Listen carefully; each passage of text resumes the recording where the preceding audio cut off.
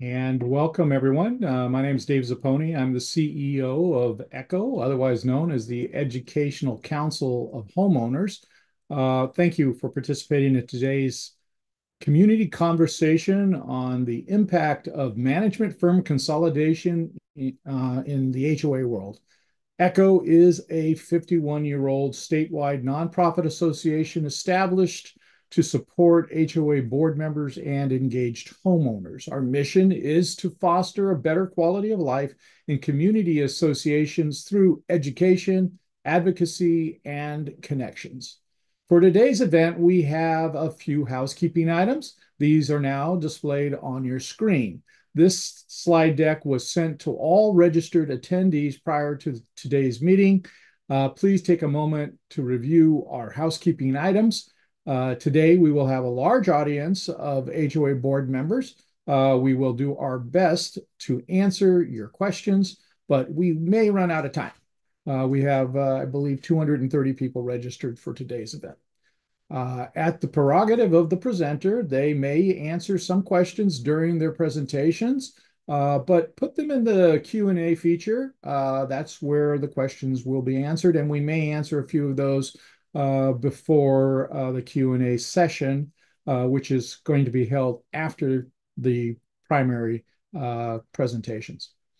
To prioritize your questions, please use the upvote button in the Q&A feature. It's a little thumbs up, and use that to vote for your favorite questions. Those questions with the most upvotes will be answered first. It's easy and simply used simply use the thumbs up on the bottom left of each of your screens, and we'll be selecting those during the Q&A session. And of course, also please keep your questions general in nature and short. We may pass over some of the questions if they get too detailed or if they're too specific. So if you do have specific questions, please reserve those to talk with the expert offline, so in a different location, because these got to be held somewhat general in nature. Please use the chat feature to report technical issues and to communicate directly with other participants in the webinar. We do not monitor the chat for questions. Please use the Q&A feature. Again, Connor is available for technical issues, and you can talk to your friends and colleagues directly via the chat feature. None of what is said during this seminar shall be construed as specific legal advice or expert advice from the speaker, sponsors, or ECHO. If you wish specific advice, we encourage you to contact your attorney or another suitable expert. The information we provide during this webinar is educational in nature and should not be relied upon for specific decision-making purposes. Thank you. This webinar, as well as all of our events, are made possible by the generous support of ECHO HOA professional service providers.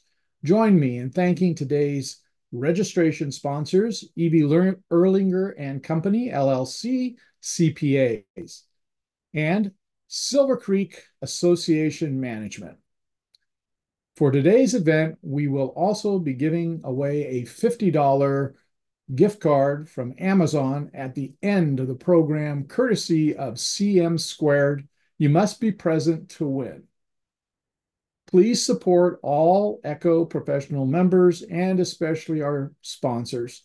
They make our educational programming possible at little to no cost to you. And now I'd like to move on to the introductions.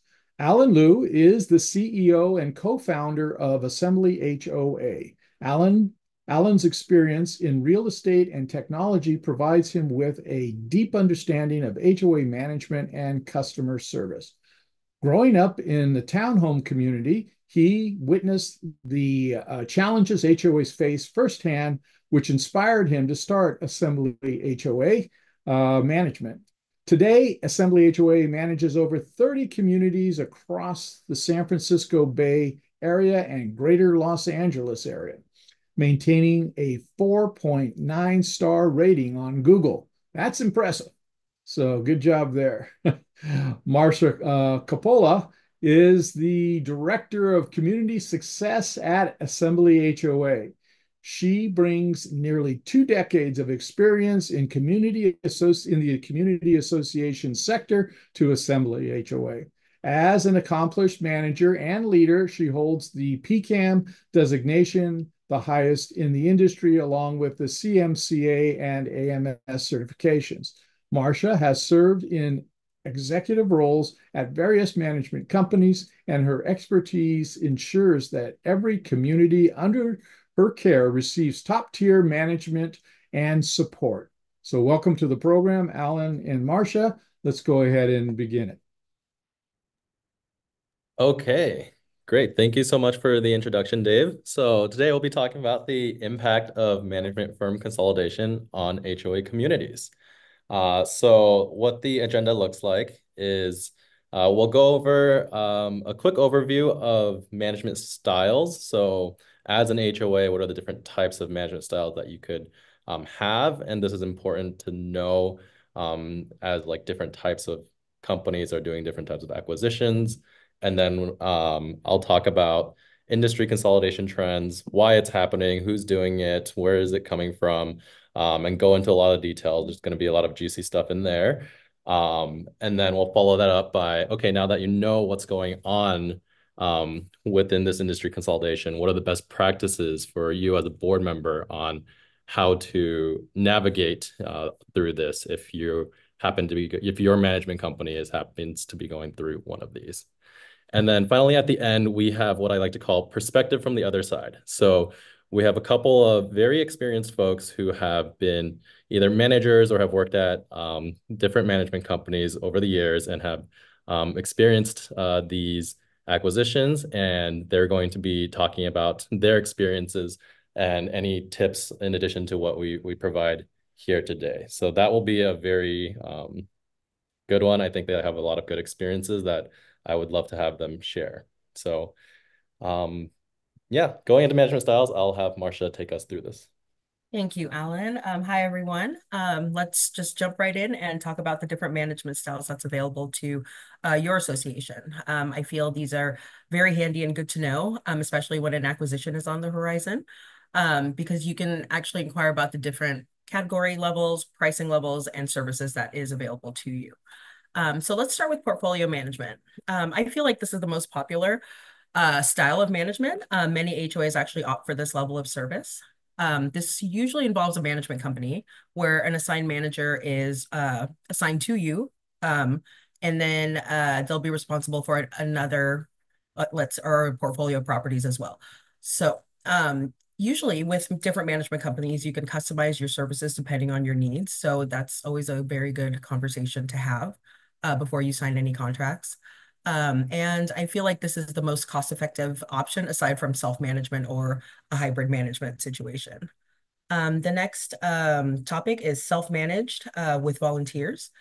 So what I mean by this is your self-managed communities. So smaller communities usually where they don't have a management company and they don't have a manager assigned.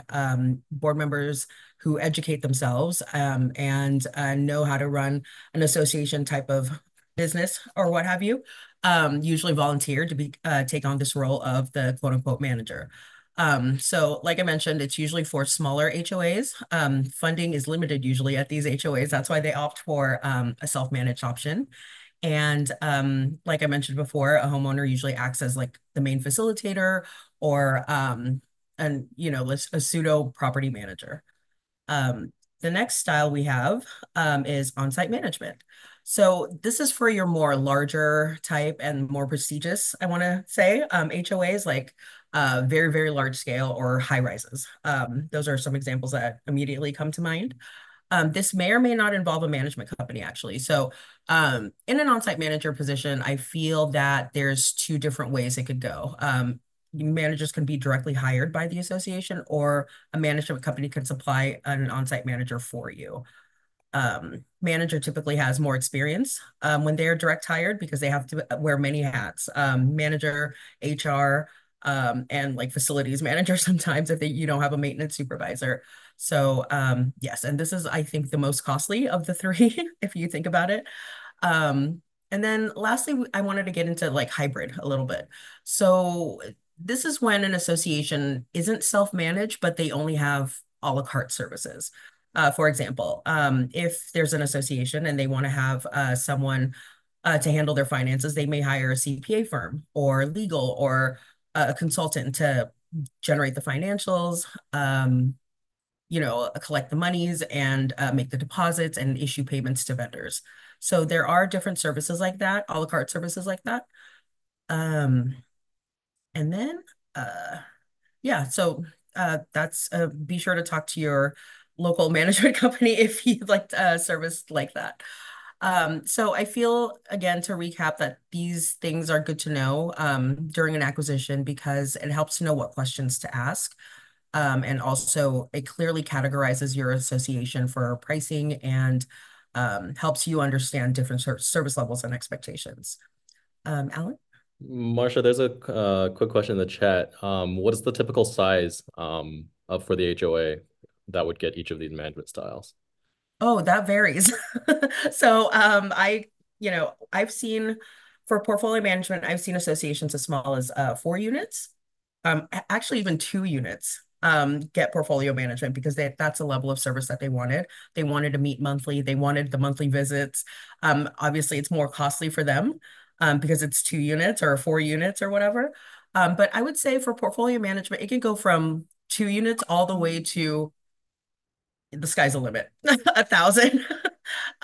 For that, I can't imagine it would be very effective to have portfolio management if you have, several hundreds of units at your complex. That's when I would actually recommend an on-site manager, a structure for that association. For self-manage, I would say 20 and under.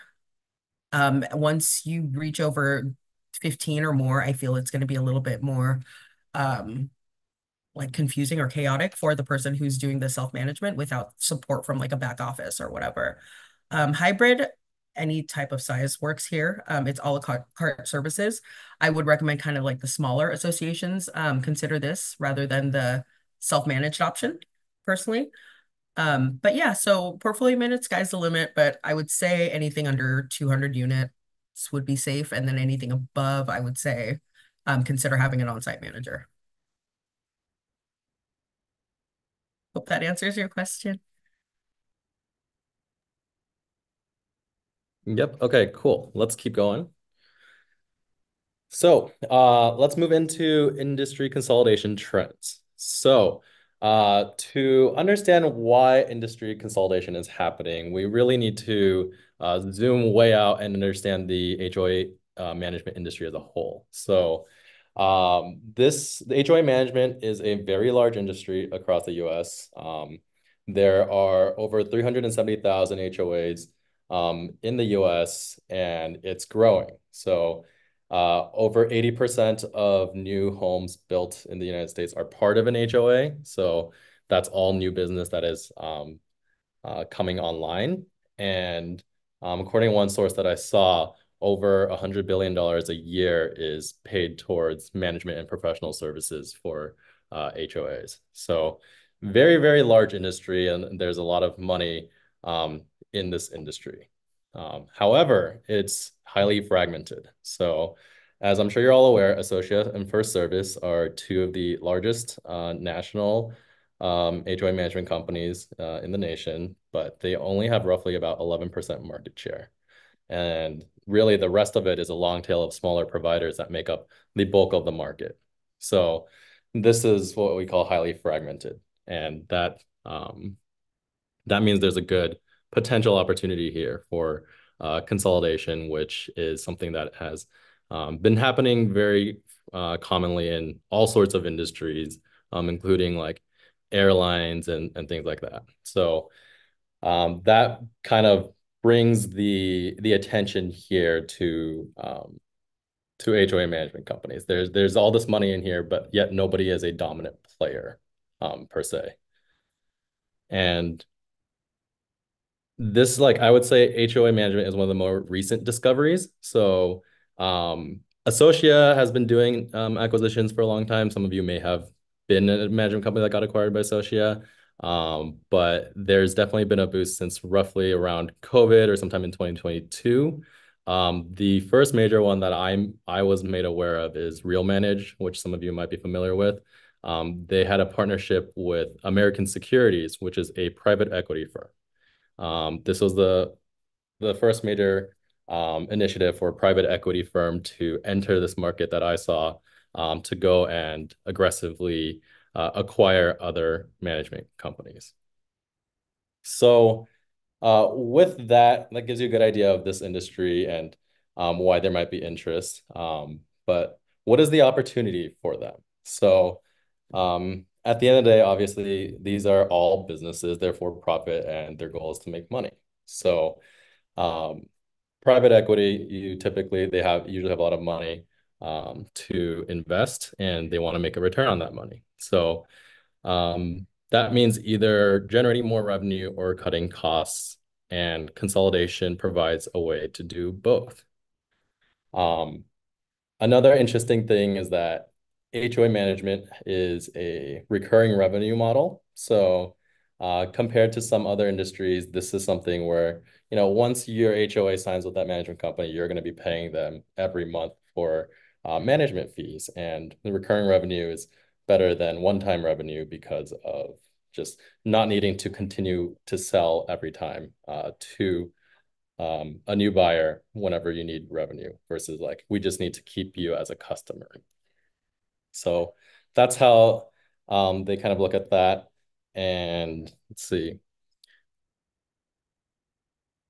your management fees, while that is monthly and that is recurring, that is actually only part of the way that HOA management companies make money. So there's room for auxiliary revenue opportunities. Now, I know this is a bit of a touchy subject for some folks in the management business, but I'm happy to talk all about them. There are things like platform fees. So some of the larger vendors, some of the larger HOA management companies, they would require vendors to pay to be in their vendor list system. So that means that, for example, if your management company, they will source a specific list of vendors to you and they'll get bids from them and they have to be part of the platform for them to go and get those bids. So that means that they would have to pay a fee to get in there. And guess what? If you're a bigger HOA management company and you have more communities, you have control over that. And because you have control over that, then you can charge more in platform fees. So that's kind of how that one works. There's different ways in which this can happen as well, not just that, but that's just an example. And some companies do it, some companies don't. I'm just here to give you the facts so that you understand what is happening behind the scenes. There are also rebates. So management companies, typically they will control where your funds are held, which bank they're held at, and um, they will get rebates or banking credits for the deposits that they're bringing in. So um, it is in the state of California, it is illegal for a management company to take interest from an HOA's funds, but that's why they call them rebates or something else. So there are different types of revenue opportunities. There's also administrative fees. So there could be at any point in the like finance process. So if you guys are familiar with Avid Exchange and Strongroom, um, they'll, for example, charge vendors a fee to receive money faster via ACH than by check. And they might opt into this, and this would be a revenue source um, for companies. And so the bigger you are, the more of these different auxiliary revenue opportunities you can take on. And some of them give you more leverage, which gives you better deals with these different partners. Now, again, I'm just the messenger. So, these are things that some companies do, some companies don't. And they're out there. I'm just giving you the facts. However, there is also another thing where there's a technology advantage. So some of these bigger ones, they might have their own software that they've built in-house, and the the beauty about software is that you can write it once and it can be deployed across all customers. And the more customers or the more people that you have using it, the more gains you could have from that. So if the software is able to help provide more efficiency for an HOA management company and they own that software, then they can reap the benefits of the efficiency gains by having that software and having more communities that they manage with that. The last thing that I don't really have on here, but is one thing that um, I've heard about before is just access. So some of these management companies are expanding their breadth of services. So um, for example, going into different services that typically would go to third-party vendors, you might have more of these management companies going into those different pieces. And if they're doing that, then having being the management company for the different communities is a way to get access to the community and unlock that revenue for them. So and there is another piece where there is a potential to sell services to individual homeowners as well, because all of the homeowners are part of your platform and there could be something there. I haven't seen that actually being monetized, but that is something that I've heard um, people see as an advantage of having industry consolidation for. So for if we look at it at the end of the day, yeah, it's a business, right? And there's a lot of money coming in to consolidate this. They see business opportunities to make more money. And then so let's take a look at who the buyers are in this space. So um, as I've already mentioned, Associa and FirstService, they're large national players. I know that Associa has been doing it for a long time. FirstService, I think, recently started buying up more. So that's nothing new, but where it's most interesting and where a lot of the trends have happened recently are along these like medium-sized players. And a lot of them are partnering with private equity. So like I mentioned earlier, Real Manage and American Securities, they partnered up in 2022. And the thing about private equity, from my understanding, it's like it's not a very creative group of not a very creative industry. So when they see one company doing a private equity investment into a space, then they all start looking at each other and they start all looking to find other management companies to fund and um, acquire additional companies. So um, here's a couple of the examples that I was able to find with like news releases and stuff like that, where they've partnered up. How it usually works is the private equity invests the money into these companies, and they'll get a portion. They'll own a portion of that company, and that company will then go and acquire a lot of smaller players. So, like I mentioned earlier about like the airlines typically when industry consolidation happens, you usually will end up with maybe 4 or 5 large national players in a space. I'm thinking like airlines, cell phone carriers, things like that. And a lot of these medium-sized players, I think, are looking to potentially be one of those top 5 alongside Associa and FirstService.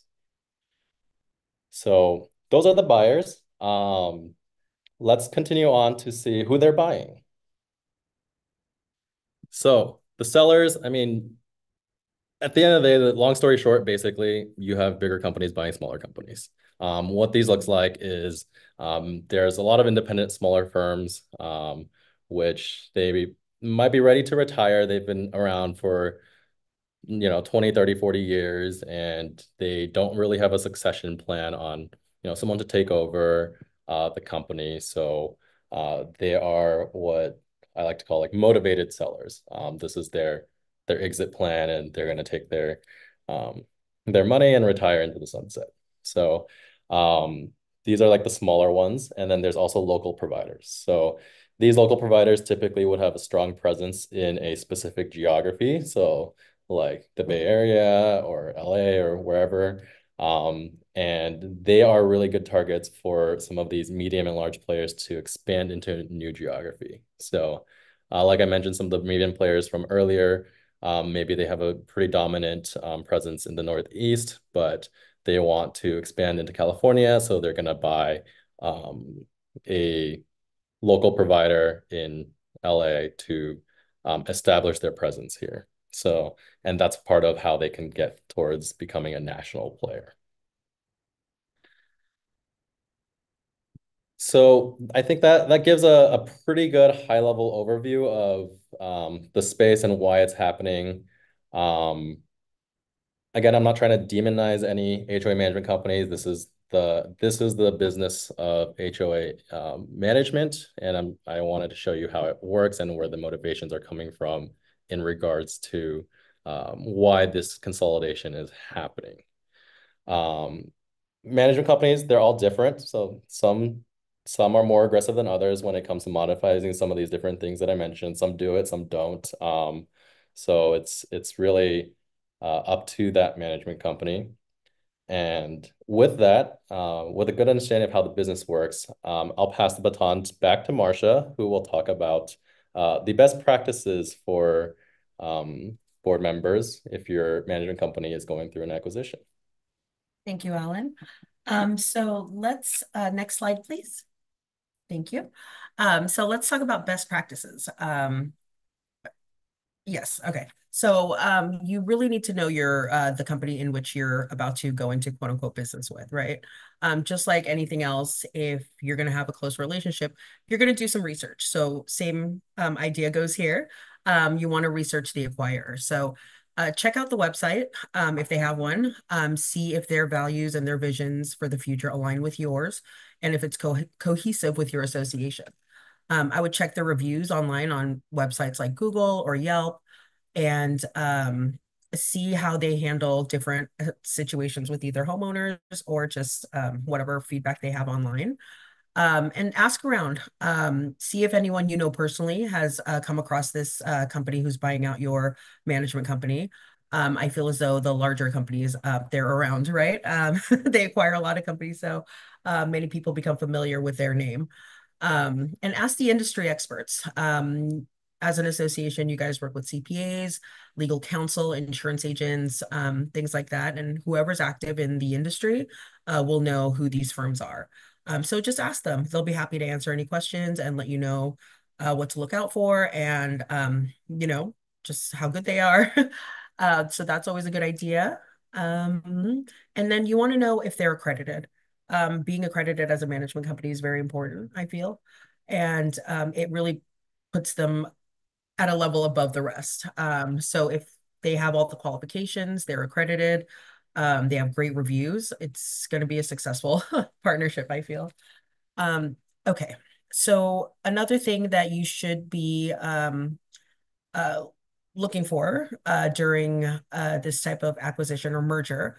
You want to know whether or not they're strictly HOAs. I feel as though if a management company deals with many different mediums, it might take their focus away from the important issues that go on within an HOA. As we know, every year there's so many laws that pass. There's so many, new things that we have to be aware of and just industry trends. So if the more they're involved with HOAs only, I think the better off you'll be. And that's my opinion. And then you need to know if your current service levels at your current management company will be met or if they'll align with the new organization. It's always a good idea to get a copy of your original management contract and compare that to a potentially new one and see if whatever it is you're receiving, if you're happy with it, will be honored in the new agreement or in the new or with the new company. And then figure out solutions if they don't honor it or if they don't offer the same level of services. Also, have an idea of what changes are expected to come once an acquisition is finalized. Um, it's ask questions. The professionals are there to help you, and you can always corroborate it against other professionals, just to make sure that what you're hearing is actually factual. And then understanding contract implications. So, like I mentioned before, get a copy of your original contract and ask the question, how will we be required to on board with the new management company's contract? That's very important because you want to know how long honor the existing contract. You want to know when any price hikes are to occur, any changes that'll especially impact your homeowners will happen, and what fees will change. Um, Sometimes a merger can or won't affect homeowners, but oftentimes they can. So that's definitely something that you'll want to find out. Okay, next slide, please. Staying in the loop. Okay, so once you hear about an acquisition or a merger that's on the horizon, request a clear transition path. What does that path look like? Request a timeline. You'll want to know what's ahead of you so you can better plan should your association need to pivot in the event a pivot is called for. And demand updates. So if you already know ahead of time that the merger will affect your HOA, request updates either from your management professional or from the incoming management company. I feel that that's a very reasonable request and you should receive them. Um, and then key personnel changes. So during an acquisition or a merger, oftentimes you can expect that there are some personnel changes. So I think it's better to get ahead of it and just find out, will your manager stay the same if you like your manager? And then if there's any changes, when will that occur? And can you have part of the selection process? I think, many associations nowadays are wanting to meet their potential manager. And so they have the opportunity to interview different candidates and see which one will be the most successful working relationship. I've seen that happen many, many times. So it's very, yes, it's common. Okay, I think with that, I'm going to pass it back to Alan. Cool. And then the last things to look out for are legal safeguards. So um, consult with legal counsel. So if you're getting acquired, most of the time, if not all the time, you will be presented with a new contract for the new management company, and as well as maybe additional documents related to that. So make sure to review all of those documents thoroughly, and make sure that you understand what changes are coming based off of that contractual, the new contract. So I actually recently, we brought on a community and they moved because they had a full service management company. I think it was one of those smaller shops, and they got acquired by actually a CPA firm that happens to do accounting, HOA accounting specifically. And so they got presented with a new contract at the renewal day, and it actually changed their services changed from being full service management to financial only, and then they increased the price. So something to watch out for. The services might actually be changing. So make sure to read through everything in a lot of detail. And then the last one is protect community interests. So um, if you're a member of Echo and Dave has been doing his job, you should know that as a board member, you have a fiduciary duty to your community. So with that, make sure to do your due diligence, look through all of these things, make sure you know what you're signing, and make sure that you communicate all these things with homeowners as things come up. So you don't want anything to, you don't really want to be on your heels when these changes are happening. And then, 6 months down the line, you have a new contract that you don't know what's in it, and they're saying they're not going to do a specific thing or something like that. So it is important to be vigilant during a acquisition process. So with that, I'd like to move into perspective from the other side. So we have three people that have a lot of experience in this space, and they've graciously volunteered their time to be here and provide their perspectives on going through an acquisition as somebody who is an employee at one of these companies. So we will have Marsha kick us off. I know you've already heard from her, but she'll talk about a little bit about her experience with this, and then we will continue on. Great. Thank you, Alan. Okay, so hi again, everybody. Um, I'm just going to offer you some perspective and just a little bit of, I guess, a piece of my history when I went through a merger and an acquisition. So this was about 10 years ago. I, you know, like any transition or any merger, expect there to be some friction, right? That happened during one of the mergers, and this is something really minor. So I was with the actually the acquiring company, and we had done a merger with a smaller company, and we kind of joined forces. There I had just started working there. There was an office that I had moved into, like in the corner. It was very nice, very cool. Air conditioning was great. And then a manager comes in and she has this massive desk. Because of the layout of the office, said desk needed to go in my office. And I had gotten comfortable, decorated it, felt like it was all mine. Well, the desk won in the end, and I needed to move. So that was the friction I felt during a merger. While that's completely on a small scale, I feel like something like that or things of that nature may or may not cause an employee to want to leave a certain company. For example, um, I've heard in the industry, these smaller companies where they're being acquired, managers would be working from home initially or working in a hybrid situation. And, essentially, if you work hybrid, you can work from anywhere in the world, right? So these folks actually have to come into the office now. So that changes the game.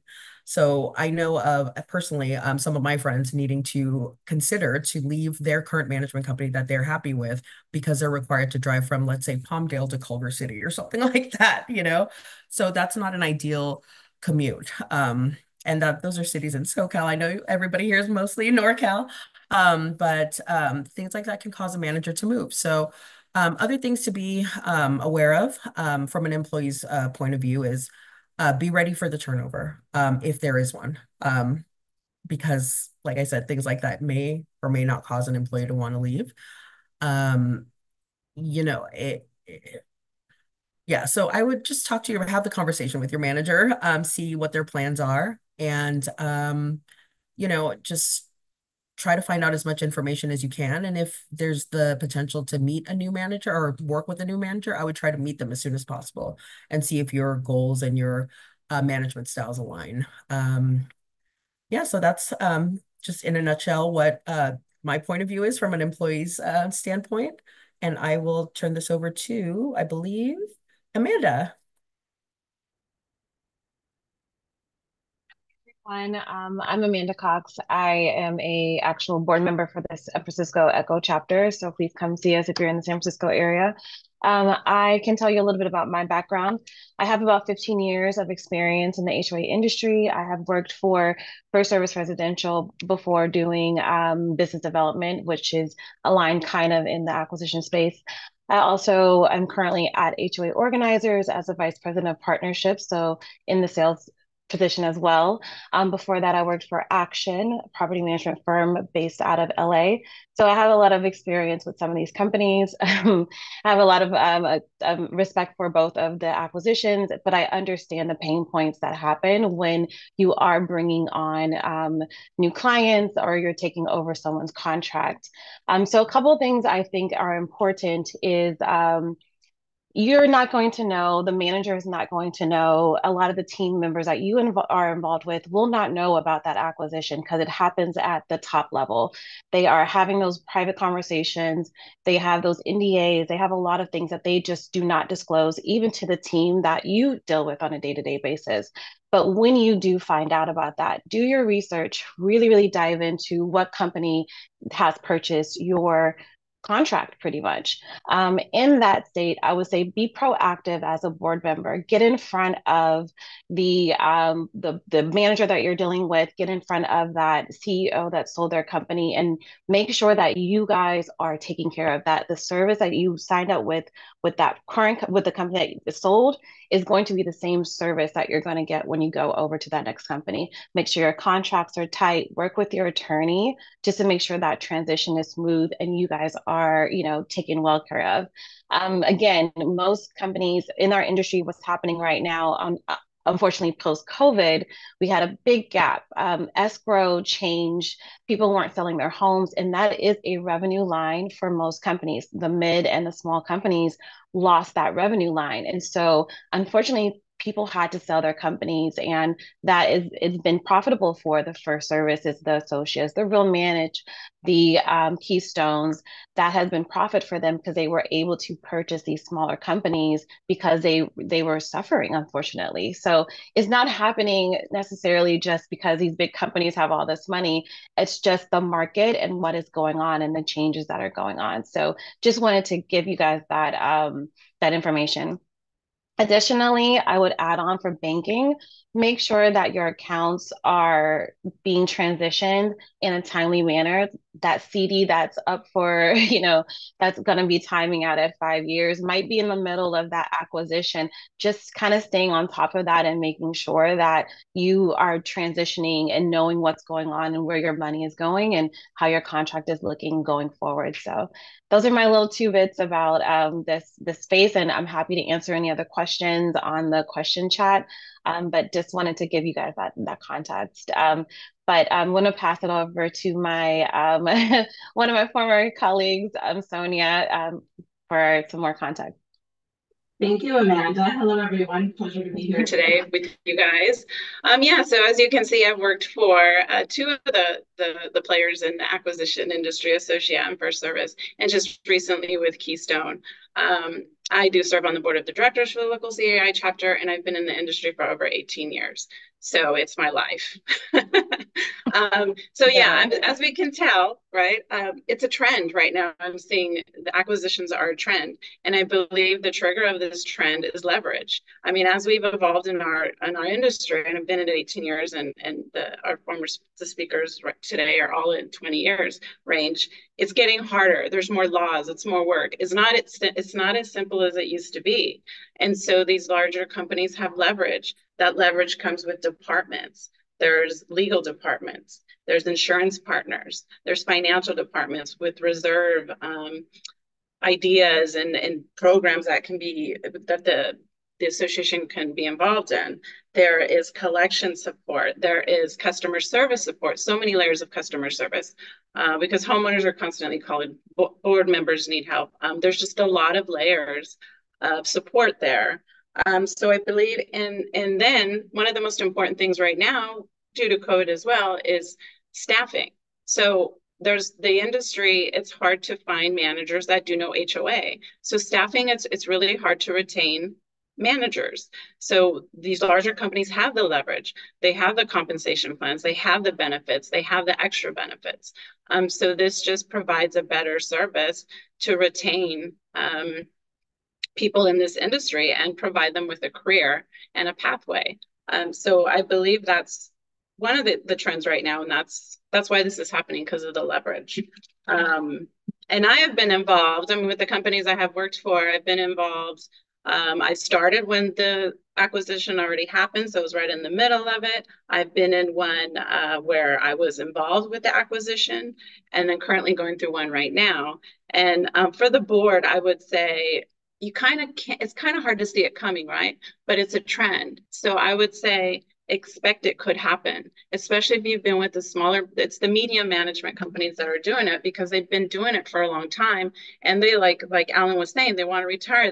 That's their succession plan, right? They want to move on, but they want to leave their company and their staff in good hands. So that's something that if you know your company's been at it for a long time, they might be considering an acquisition.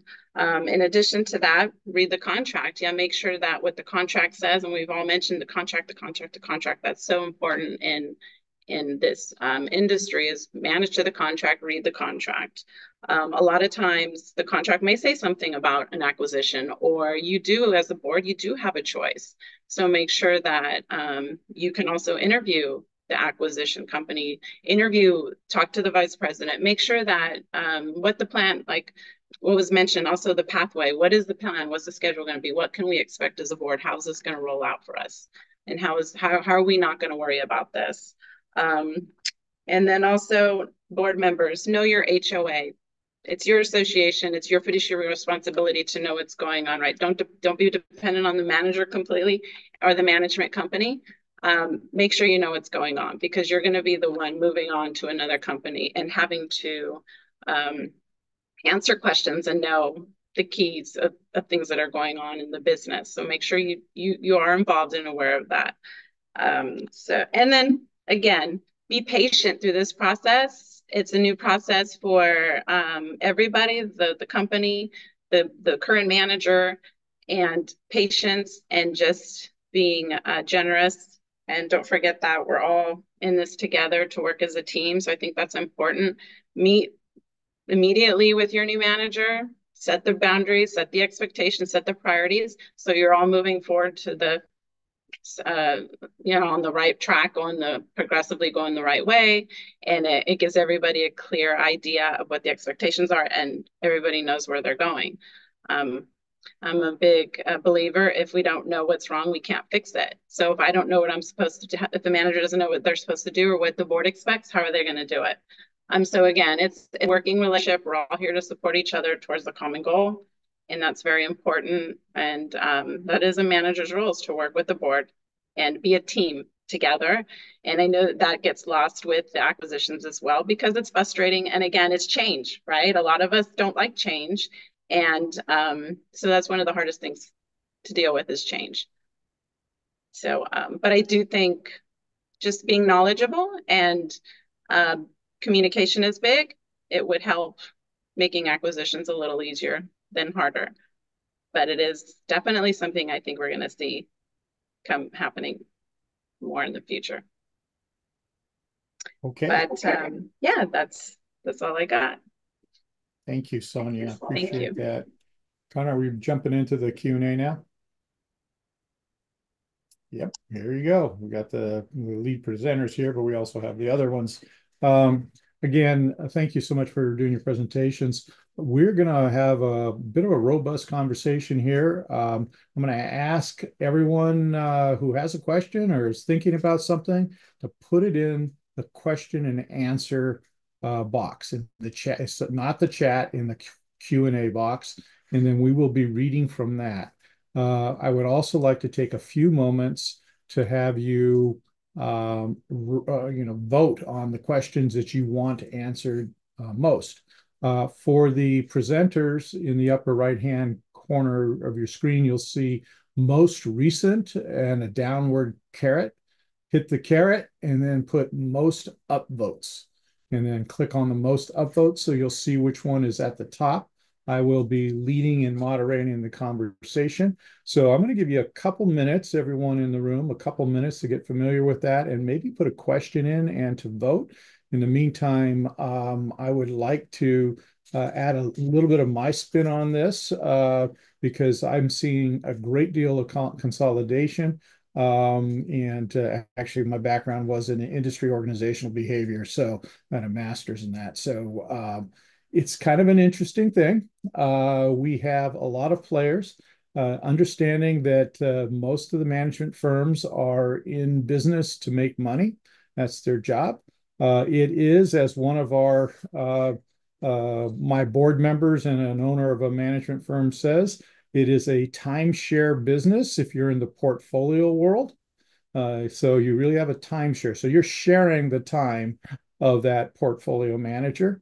The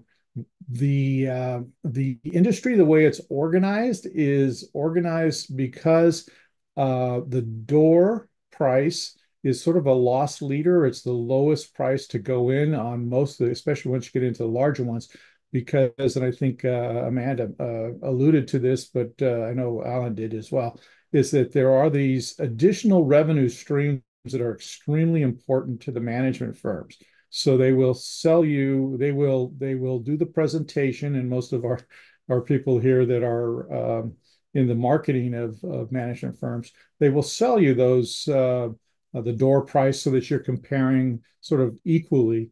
But then there are usually additional charges that they make a little extra money on.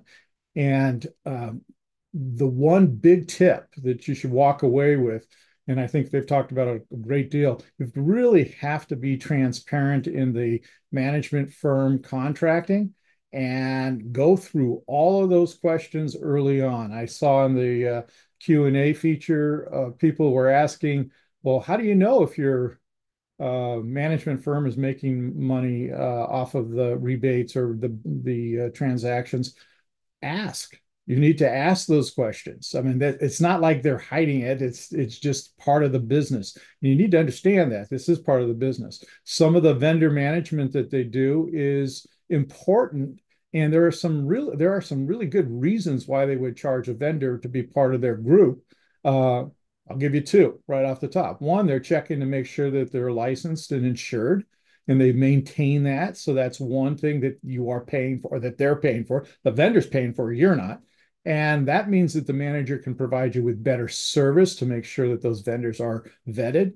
The other thing is, and it's quite frankly, is sometimes you need services pretty quick. And you need them, you need to make sure you have a good relationship, and you want to make sure that that vendor that you're using is someone that is reliable and easy to work with. Well, the management firm, if they've been working with those vendors a while or those professionals for a while, they know which ones they can get. I had an instance up in the North Bay, or I guess it was in San Francisco, where I heard of this. A pipe broke, and they have water going all over the place. Well, you're going to go out for three bids and do the whole, they called the person that they know, and they say, hey, look, they did a lot of business with them. Can you come out on a Saturday evening and kind of help us with this?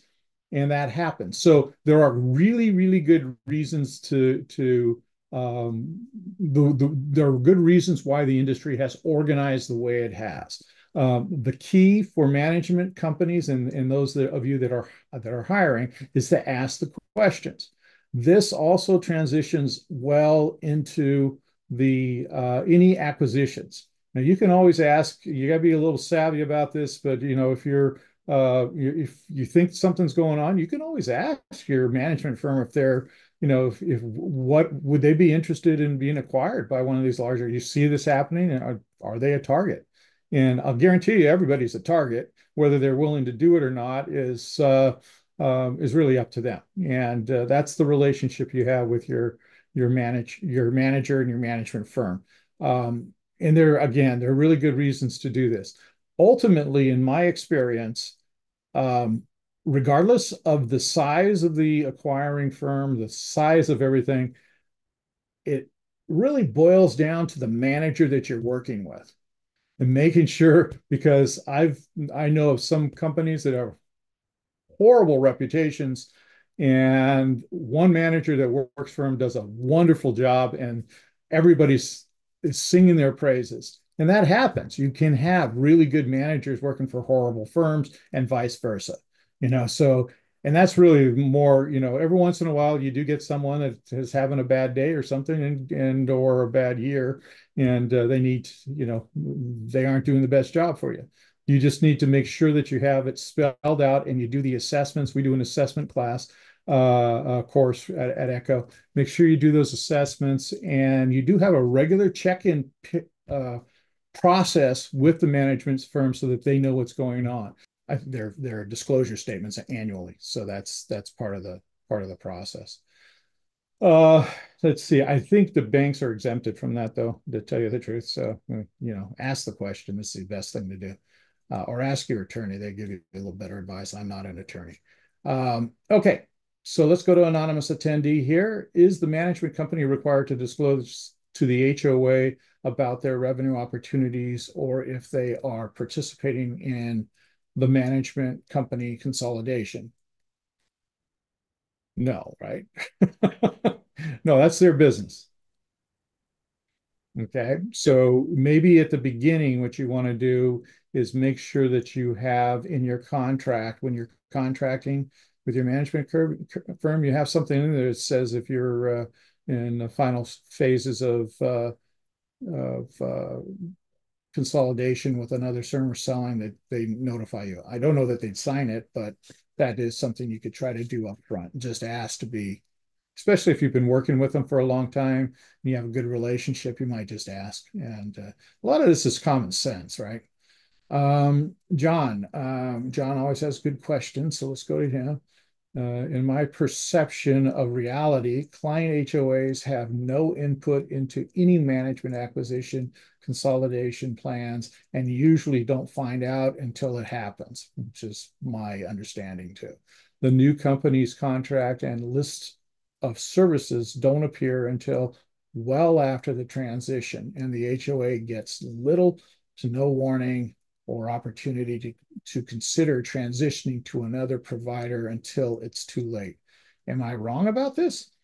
This is regardless of the relative qualities of the acquiring company, and the results is the HOA is stuck living with it or scrambling to change horses in midstream.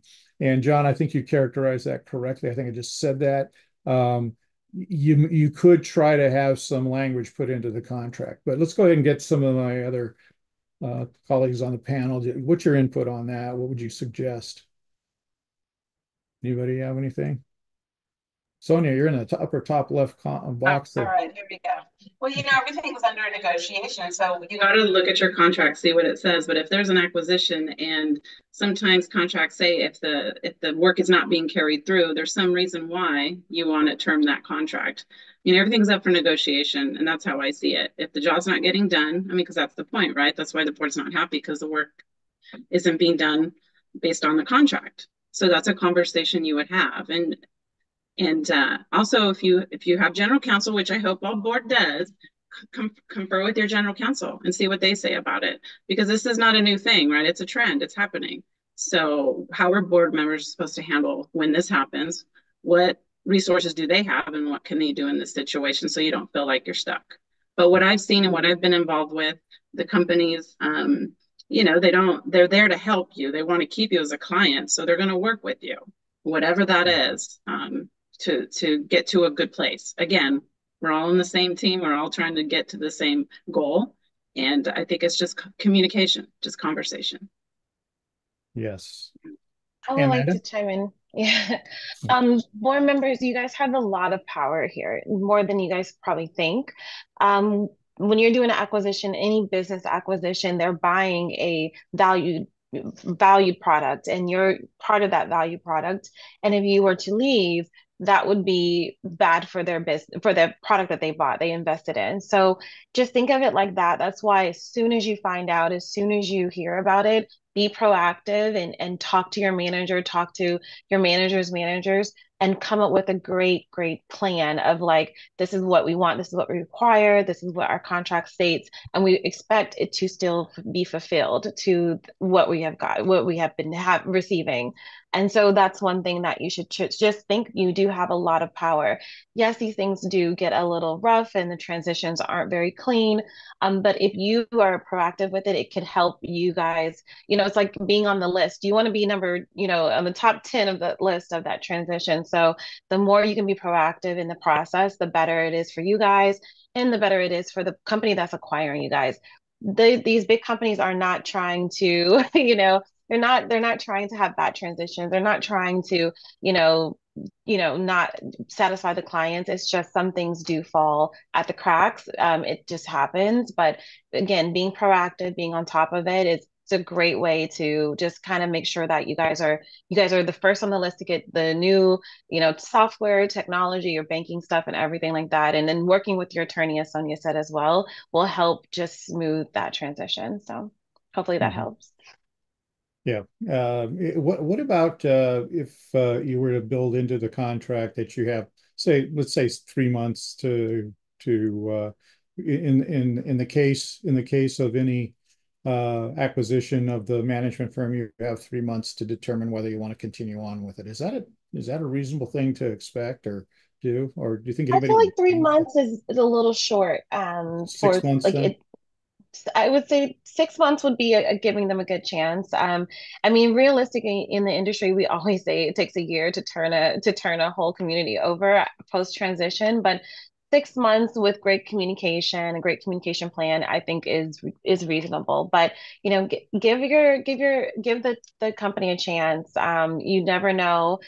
Things can just be a little slow paperwork wise in the background, things that you don't see necessarily. The banks are very, as you guys might know, banks can be very difficult with transitions. They are a little slow to answer the phone or return the calls or anything like that. So give them some time. These managers work really, really hard. And as Dave said, it's really about the managers. It's not necessarily about the company.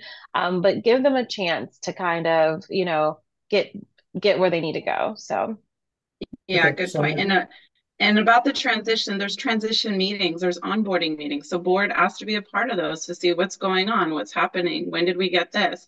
Like be a part of that process, and you'll definitely, they won't tell you no. So that'll keep you in the loop. And yeah, it definitely just keep you in the loop and you know what's going on with the transition because they're working through it. that's great. Okay, sounds good. Let's go up to the top again. And are there any industry benchmarks for management companies that provide platform services as it relates to cost per unit? Assume the size of the HOA is 50 to 100 units. Do we have any benchmarking for these management firms? When they ask about platform, are they talking about software fees or are they talking about what's the Jeff, you question? want to clarify your question then? Pedbon?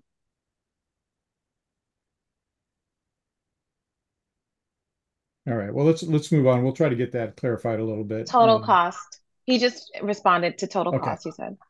Okay. Total cost. For management services? Yeah. Go ahead, Ellen.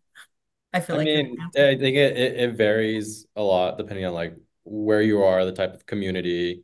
Like unit size is a good indicator, but also like if you're a single family home community versus a condo community, it's going to be vastly different pricing. But I mean, if we were to give a range, I would say on the low end, it might be like $20 per unit per month, and then on the high end, it could be I don't think I've seen anything more than $50 per unit a month, roughly. But it varies a lot, and it depends on what kind of community you have, how old is it, what kind of work is needed, all of those things. So Yeah, yeah, you're gonna find it the style, the type, the community. There's a lot of different things other than just number of units that go into whether it's, what the cost is. So there's when I was at CACM, we tried to do that, and it was, you really couldn't. And it really depended a lot upon whether how you're charging the fees, because all those contracts are unique. And so you need to really look at your contracts and see what you're willing to look for and tolerant of. For example, escrow fees, you're usually not getting charged for the escrow fees as somebody else pays for them. But if somebody else isn't paying for them, then you might need to pick that up in your contract. And so there's just things that you have to look at. And those are all parameters that are all negotiated and kind of unique. So unfortunately, there's no good standard to use in this industry. It just doesn't work. Yeah, and it depends on also the location. If you are in the Right. San Francisco downtown area or if you are in Marin County, those are different things. If you have a master association, a pool, single family homes is what you were trying to talk about. Those definitely do vary between I would say $15 a door is the lowest I've seen in the Bay. Okay. Well, I'm going to go to thank you for that. And I'm going to go to the next question here. An anonymous individual asks, what about a rating service? Here, the Better Business Bureau, BBB rates. What do you think about using those online evaluation services or in-person evaluation services to rate practice? I can give you my take on this for you all. This is so because I'm not a part of the management firms, but it's usually the people that gripe the most that are going to go on those sites. So you're lucky if you are. Now I was amazed at Alan. He's at what 4 would you say 4.9 or something like that, which is pretty yeah, that's impressive. right. Yeah. So you have to look at the number of votes too and who's doing them and all that kind of stuff. So just be careful. I mean, that's what I say. I honestly, and I'm on my board of directors, I wouldn't go to a online rating service to check on stuff. There are things you could look at, like the financial health of the organization by going to, if they're traded, you can go somewhere and check their financial ratings, but otherwise, no. Okay, anybody have an answer? You like that answer, guys? Okay. I have an answer. I have an answer for everything. I would say don't do it emotionally Yeah. and work because I've had this happen. So bring it to the attention of the manager, bring it to the attention of leadership before you post it. Work through it first. Yeah. Yeah. And if you if you have a good experience, make sure that you let people know about it. That's kind of a nice thing to do. I think we forget to thank people for the work that they do, and we don't thank them broadly enough. So that's kind of important as well. Um, and you know, as I said before, and I truly believe this, it really depends on the manager. So who do you have assigned to your account? And because some people are just not the best, and some people are really awesome. So, and they may work for the same company. So just be careful about that. Um, I think most of the time when you have an acquisition, you're going to get an A team. So they're going to really want to make it work. So that's a good thing. So to try to make it work better. Let's go to Gary's question here. I live in a community that a management company had managers working from the Philippines. Is this a new trend, and what can be done about it? And Jeff Gollahar mentions that, and he has his own management firm. I'm seeing that as a lot lately, and unsure why. I think AI is becoming a new thing too. So, what are your thoughts on offshore management and AI management? So I think this is definitely like a newer trend, but like I mentioned earlier with like HOA management companies, like these are businesses, right? So clearly like this management company has seen like, you can hire cheaper if you're offshoring the people. It doesn't always mean that it's necessarily bad. It depends on how the company operates and how they train them, what their policies are. So it doesn't automatically mean that it's a bad thing. Um, for us at Assembly HOA Management, we don't have folks in the Philippines who do the actual management, but we do have them as support staff, and they're very qualified to help take care of maybe things like tech support or simple issues. So it really depends. Doesn't necessarily have to be anything done about it. I think the more important thing is to like evaluate their work and their performance and how they really work to take care of your community. And if they're not, then something might need to be done about it. But if they are, then maybe nothing has to be done. In regards to AI, I think there's definitely stuff that's happening around AI. I don't think anybody is getting an AI HOA manager like anytime soon. There's probably AI components that are being added into management companies. There are a couple tools out there, and my company is a tech forward company, and we do also have some stuff that we use as well for that. But I don't think you need to worry about just having like an AI HOA manager right now. And if somebody tries to give that to you, you should probably push back, right? At least at this moment in time, because I can tell you they're not going to be as good as an actual person right now. Okay. Any other comments on that? All right. Well, let's move on then. Our anonymous attendee here. So our administrative fees, this is more of a statement, so I'm just going to paraphrase it a bit. Their administrative fees have doubled, are double what their per door fee is. So, what do you do about that? How do you manage it? They used to be a self-managed association, and how do you get people to disclose this stuff? Is it buyer beware, or what's this? What's the recommendation that you would have to make sure those are disclosed? So for administrative fees, I feel like this should be disclosed as part of the management contract.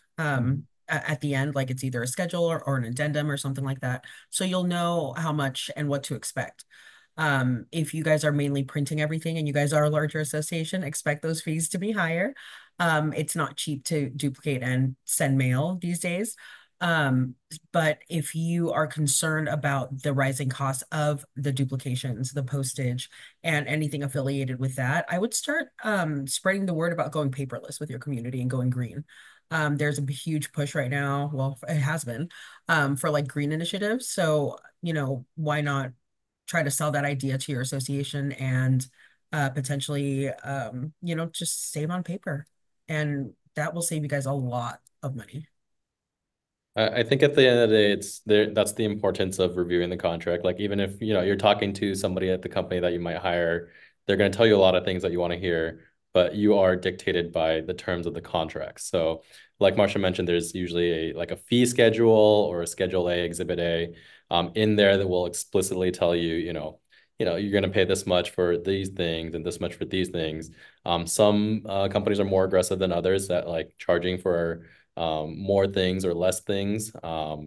So that's something to be aware of when you're considering signing with a new company. So, and those you can kind of estimate how much that will add up. And I think like Dave said, you can ask them questions like, how much do you think these fees might add up to? I don't know how, like, it might be a range. I don't know how clear of an answer it would be, but it's worth asking them how much they think those fees might add up to be after you look at that Exhibit A. Okay. Sonia, I know you have something to say about that, so. Just the contracts. It's all about the contract, like Marcia said. That's what I was going to say. I mean, anytime additional fees come up and board members question it, we refer to the contract or the addendums that went out at the end of the year that's increasing those fees. So it's all about what's in the contract. Gotcha. Have you seen when there's an acquisition by a larger firm, have you seen that the management fees tend to go up or down or stay the same, or have you seen any change in fees and fee structure? I've seen them stay the same. Okay. Usually there's a fee increase after a year, or when they sign the new contract with the acquisition company. But for the initial part of it, it stays the same. Usually, okay. Marcia, I think you were going to say something. And you have to unmute yourself there. Okay. That was Amanda. Yeah, Amanda. Okay. She said it. She said it. I was going to say that same thing. The contract that they purchased is the contract that you guys signed with the previous management firm. So until that contract expires, your fees should not be going up and the cost should not go up. But then after that, they will try to get you to sign a new contract with probably a slight increase or what their new fees are. So now we know that there's a lot of companies from either out of state or different part of the state that are large or medium sized in the respective markets, and they're buying into another regional market. And we've seen it happen a lot where they buy a company and frankly, a lot of the people don't even know that they've been acquired because the brand stays the same. And can you explain what's going on with that and why they do that? Is it me? You're asking me? You could do it. That's good. I was just kind of hoping somebody, I mean, y'all have been through this. You all know the answer. So go ahead. Yes, so that has happened. There is some major carriers that do purchase a lot of mid-sized companies, and they do not change the name of the current management company. It could be a marketing reason. It could be just they're comfortable with that. So that has happened. That is happening. Boards can do, their due diligence and look at some details, and that will tell you if you're a part of a larger company, or just ask. I think they do have to disclose that. I'm not quite sure, but if you ask, they should be able to disclose that information to you. But that is happening a lot in the industry, a lot. Yeah, I would say that's happening a lot in the industry. So yeah. Okay, so just ask the important questions. Where is my accounting located, and who is where's the money going? So with all the money, you'll know exactly where, if you are a part of a larger group, if you're not. So okay, and Sonia, I know you were biting at the bit there. I saw you. So oh, I know really, you want to answer David? that. I know you want to answer that. I'm just thinking, because I had experience with this, and I think it's happening. It's like the back office, like the front store is the name of the company, but the back office is the company that's acquiring. So it's the leverage again. It's the department that they're using, but the process stays the same. The company is still the same. The people are still the same. So I think it's an image, it's a PR, it's a market thing as well. Okay. That they're still operating by this name, but they have this company backing them or supporting them in their processes and their systems, but not necessarily changing other things. Okay, so if you are a board member, you might, if you see a dramatic change in where your accounting's being done or your records are being kept or some sort of process change like that, that's a good time to ask the question. It probably is a telling sign of whether there is a larger company. Of course, you probably just want to ask the question, and it's easier that way.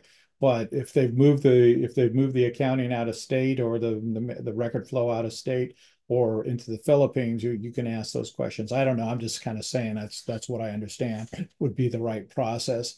I also understand when there's an acquisition, often the senior management stays with the acquired firm for at least a year, if not 2 or 3 years. Is that what your experience has been? And can you explain why that's being done? Yes, most of the time, the senior management team, they want to keep the senior management team to continue to run. They don't want to change anything. They really don't. So they do tend to try to keep the management team as well. But that doesn't mean that the senior manager has to stay. They do want to keep the senior management most of the time, but doesn't mean that the senior manager has to stay. And sometimes, unfortunately, they, take their new acquisition money and they decide to go elsewhere, so, or just go on vacation. But that happens. So it's something that I think when a company purchases a company, they want to keep everyone, but that doesn't mean that everybody wants to stay. So it's not necessarily that the company fires them or anything like that. It's sometimes they just do not want to stay. So that does happen.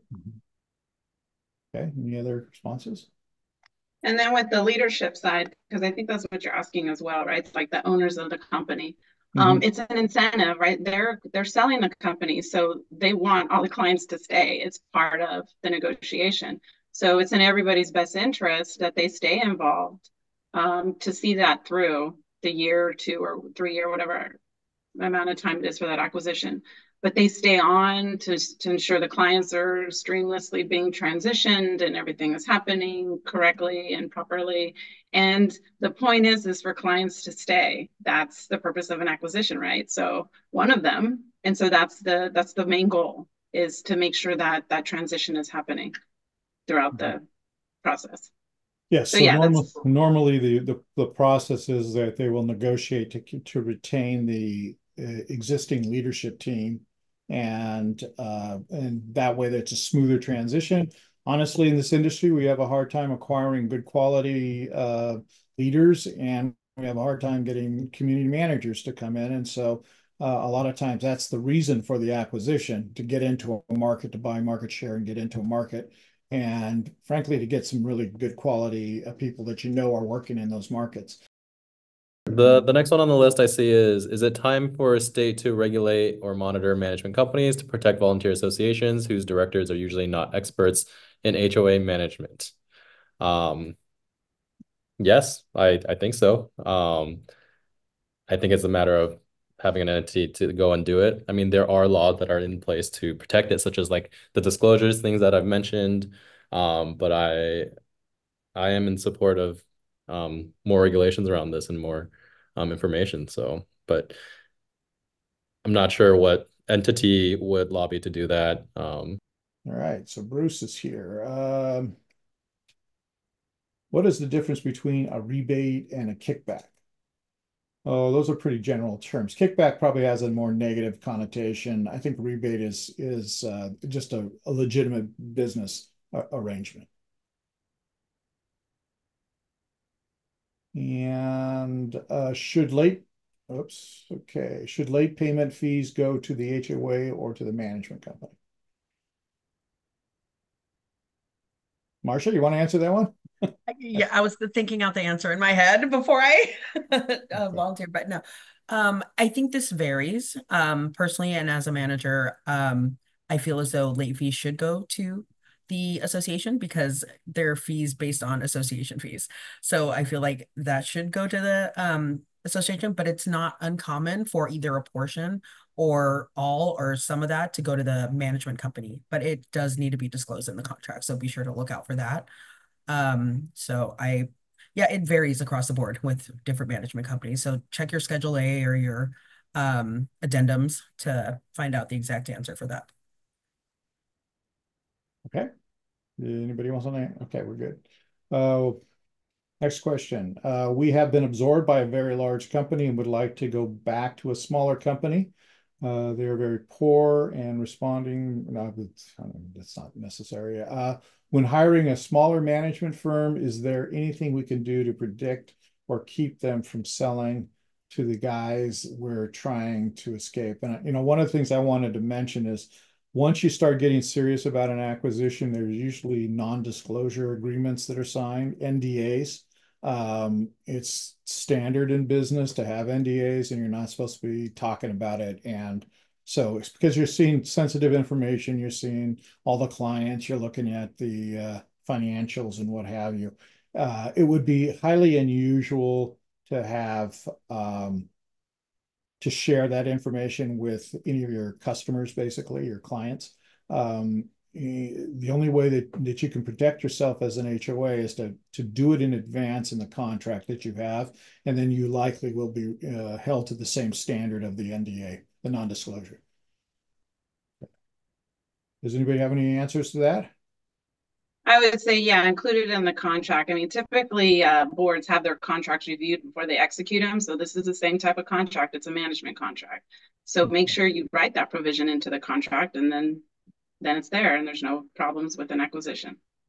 Okay, so we've come down to sort of the last couple of minutes here, and I know we have some closing remarks that we're going to want to go through. So I'm going to go ahead and get us out of the Q&A, but I would like to get a one-liner comment from all of you. I know we didn't talk much about the hybrid, but at least a comment from those of you that are guest speakers here, and especially those with the case study. And we'll start with Amanda. Anything you want to add that's quick and easy about? I think I've said everything. Again, board members, just be proactive, and as soon as you find out, just make sure that you guys are that first going over to the new company. And yeah, and if you have any questions ever, I've done acquisitions. I was VP. We sold our company. So I've done this. I've literally done this. So I understand the small guys selling to the big guys, and I've been a big guy bringing in the small guys. So I understand very much this industry. So Okay. Sonia, last parting remarks? Yeah, I don't think it's a bad thing. It's said this before. It's a trend in the industry because the industry is getting harder. There's just a lot more laws. There's a lot more work, and you need leverage. And technology has a lot to do with that too, making things streamlined, more quicker, more accurate, more efficient. And you don't need somebody to actually be pushing all the buttons. So it's not a bad thing. Just work with your manager, work with your leadership. They're there to help you. We're not the enemies. So we're here to work with the board, and that's the biggest thing. Discussion, communication, relationships. Okay, Marcia, closing remarks. Yeah, just piggybacking off of what Amanda and Sonia said, it's having those transparent conversations and communication. As soon as you find out, do your research, stay proactive, have it written in the contract, and do your part as board members to make sure that your association succeeds during an acquisition. It's not always a bad thing. Sometimes it's a great thing, especially for the management company, and the services that they end up offering actually end up being better. So just be open-minded about it. It's, the word acquisition is kind of scary, or merger is kind of scary, but you guys have industry professionals handling you throughout this process. So it'll be fine. Okay, and so last words, Alan. Yeah, I mean, I second everything that everyone has said, but my piece would just be, at the end of the day, these are businesses. You have a contract with these businesses. Everything that they do for you is dictated by this contract. So that is something that is very important for you to understand, well, what's in your contract and what your obligations are. And, even when that company gets acquired, they're still obligated by that contract unless they give you a new contract to sign. So you don't have to sign the new contract. You can review that. You can negotiate that as long as you haven't signed anything. You're not legally obligated to it. So stay vigilant on the contract. I know, like, nobody likes to read contracts, but that is like the law. No, it's not the law. It's the agreement that you have with them, and it is binding by law. So be vigilant with that. Okay, well, that sounds fabulous. I want to say thank you to all of my panelists here. We really appreciate it. We have a couple of final comments and the last little things that we're going to be doing at Echo. And I know that we do have a a $50 gift certificate that we'll be giving away. So just hang on a second. It'll take us about 3 or 4 minutes to get through all these. So thank you to all our ECHO members for coming today and supporting ECHO and ECHO's webinars. For those of you who are not ECHO members, please consider becoming a member and supporting ECHO boards throughout this country. To join, simply go to www.echo-ca.org and click on the membership tab. Your community can become a member, and everyone in the community is invited to participate as a member, or you can become an individual member. And I know there are a couple management firms and professionals on the call as well that aren't members. We ask that you become members. We need the support to continue our excellence in programming. For ECHO members, thank you again for supporting, and please invite your friends, boards, and especially management firms and vendors to join ECHO. A simple invitation is often all it takes to encourage someone to join. If you would like to become involved with ECHO and you are an existing member, we have a number of opportunities available to you. Please refer to the slide. If you see anything that looks particularly interesting, please send me an email at dzapponi@echo-ca.org. And I do want to put a little postscript here in the announcement.